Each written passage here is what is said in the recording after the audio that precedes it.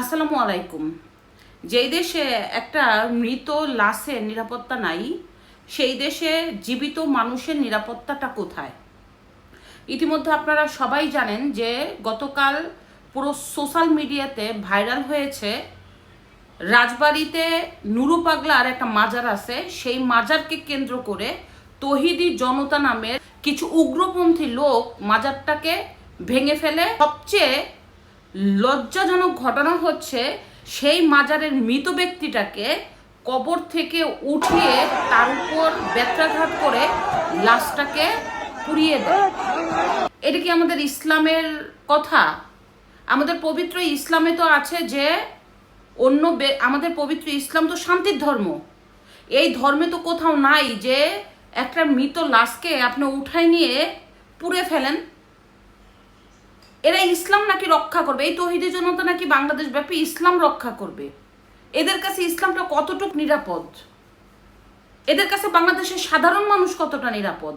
এরা তো ইসলামের দোহাই দিয়ে মানুষের অধিকার নষ্ট করে ফেলবে। এই যে লাশকে পুড়িয়ে ফেলা, এটা তো হিন্দুদের ধর্ম, এটা তো মুসলিম ধর্মের কাজ না। একটা ব্যক্তি পৃথিবীর সবচাইতে প্রতারকও যদি হয়, তাকে যদি দাফন দেওয়া হয়, ওই লাশটাকে তো ইসলাম বলেনি তুমি উঠায়া তার বিচার করে তাকে পুড়ে ফেলো। এটা তো আমাদের ইসলামের কথা না। এই তৌহিদি জনতা ইদানিং পুরো বাংলাদেশ ব্যাপী যেভাবে উগ্রপন্থী জঙ্গি রাষ্ট্র হিসেবে তৈরি করছে, এতে তো বাংলাদেশের ভাবমূর্তি নষ্ট হচ্ছে। এখন বাংলাদেশকে সবাই জঙ্গি রাষ্ট্র মনে করে। বাংলাদেশিদের ভিসা দেয় না, বাংলাদেশিদের কোনো চাকরি দেয় না বিদেশে। বাংলাদেশকে যদি আপনি এখন বলেন পাকিস্তান আর আফগানিস্তানদের মতো জঙ্গি রাষ্ট্র মনে করে। এই যে বাংলাদেশকে জঙ্গি রাষ্ট্র তৈরি করে কারা সুবিধা নিচ্ছে, কারা বাংলাদেশটাকে ধ্বংস করে দিল?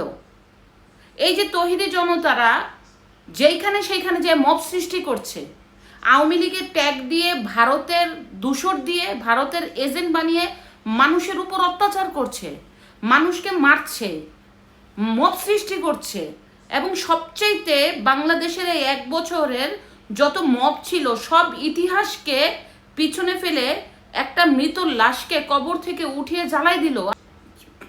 চিন্তা করেন অবস্থা কোথায় আছে আমরা। এই ঘটনা ওই যে সরকারের ভাঙা ক্যাসেটের মতো, ওই যে আমাদের যে প্রধান উপদেষ্টার যে ভেরিফাইড পেজ আছে সেখানে সারছে। এই ঘটনার জন্য আমরা তীব্র নিন্দা জানাচ্ছি। আরে আপনার তীব্র নিন্দা দিয়ে কি হবে? দেশকে তো শেষ করে দিছেন, আর কতটা শেষ করতে চান? আপনারা জানেন যে প্রায় 8-9 মাস আগে একটা ছেলে ঢাকা ভার্সিটির একটা মেয়েকে ওড়না নিয়ে কটূক্তি করেছিল। মেয়েটা যে শাহবাগ থানায় মামলা করছিল, পরে ছেলেটাকে পুলিশ অ্যারেস্ট করে শাহবাগ থানায় নিয়ে আসে। এই তৌহিদি জনতা এই ছেলেটাকে ছাড়ার জন্য কি অবস্থা করলো, এবং ছেলেটাকে ছাড়ার পরে ফুলের মালা দিয়ে, ফুল দিয়ে, অভ্যর্থনা দিয়ে নিয়ে আসে। তাহলে বাংলাদেশে মেয়েদের নিরাপত্তা কোথায় রাখবে? ইসলামের নাম দিয়ে তো এরা বাংলাদেশকে ধ্বংস করে দিবে। আমাদের শান্তির ধর্ম তো এটা শিখায় নাই। পুরো বাংলাদেশ ব্যাপী মব হচ্ছে। ইতিমধ্যে আজকে আরো কয়েকটা মব হয়েছে, সেটা হচ্ছে আবারও জাতীয় পার্টির অফিসে ভাঙচুর, হামলা, অগ্নিকাণ্ড। পুরো বাংলাদেশের প্রায় প্রতিটি জেলায় জাতীয় অফিসের যে কার্যালয়গুলিতে মব সৃষ্টি করেছে। আপনি সত্যি কথা বললে আওয়ামী লীগের ট্যাগ দিয়ে, দোষর দিয়ে আপনার বিরুদ্ধে মব সৃষ্টি করবে। আইন শৃঙ্খলা বাহিনীর কাজ কি? আওয়ামী লীগ ধরা ধরা করে এরা তো দেশটার 12টা বাজায় দিচ্ছে। আপনারা আওয়ামী লীগ ধরেন, পাশাপাশি দেশকে শান্তি দেন, একটা শান্তির দেশ করে হিসাবে দেশটাকে তৈরি করুন। রাজশাহী তো একটি মাজার ভেঙেছে। কি অবস্থা বাংলাদেশের মধ্যে? এরা তো ইসলামকে ব্যবহার করে তাদের স্বার্থ আদায় করতে চাচ্ছে। এরা যদি ইসলাম ভালোবাসতো তাহলে তো ইসলাম আমাদেরকে এটা শিখায় নাই। ইসলাম তো আমাদের শান্তি শিখিয়েছে। তাহলে এরা তো পুরো বাংলাদেশকে অশান্তি করে তুলছে ইসলামের নামে। এরা তো ইসলামকে আবার প্রশ্নবিদ্ধ করতে যাচ্ছে পুরো পৃথিবীর কাছে। এর কারণ কি? ইসলামকে সামনে রেখে এরা এদের স্বার্থ হাসিল করছে।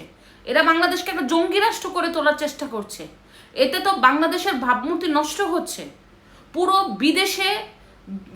বিদেশি যে সংবাদ মাধ্যমগুলোতে এখন প্রচার করা হয় বাংলাদেশে জঙ্গি রাষ্ট্র। বাংলাদেশে মানুষদের ভিসা নাই, চাকরি নাই, বিনিয়োগ নাই। এই যে ইন্টারন্যাশনাল মানের যে বিশ্ববিখ্যাত খ্যাতিসম্পন্ন যে ব্যক্তি ইউনূস সাহেবকে বসানো হলো, এই খ্যাতিসম্পন্ন ব্যক্তি কি এমন কাজ করেছে বাংলাদেশে শুধুমাত্র তার গ্রামীণ প্রতিষ্ঠানের উন্নয়ন ছাড়া?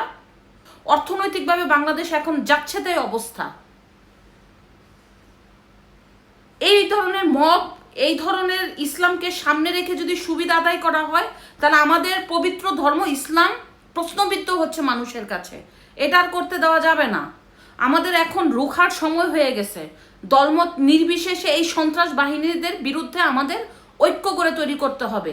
যে যাই বলুক, ঐক্য তৈরি করতে হবে। বাংলাদেশ এখন দরকার আরেকটা ঐক্যর, এই সন্ত্রাসীদের বিরুদ্ধে, এই মবদের বিরুদ্ধে। অন্যথায় বাংলাদেশ ধ্বংস হবে। এখনই উচিত সবাইকে ঐক্যবদ্ধ হয়ে দেশটাকে রক্ষা করা।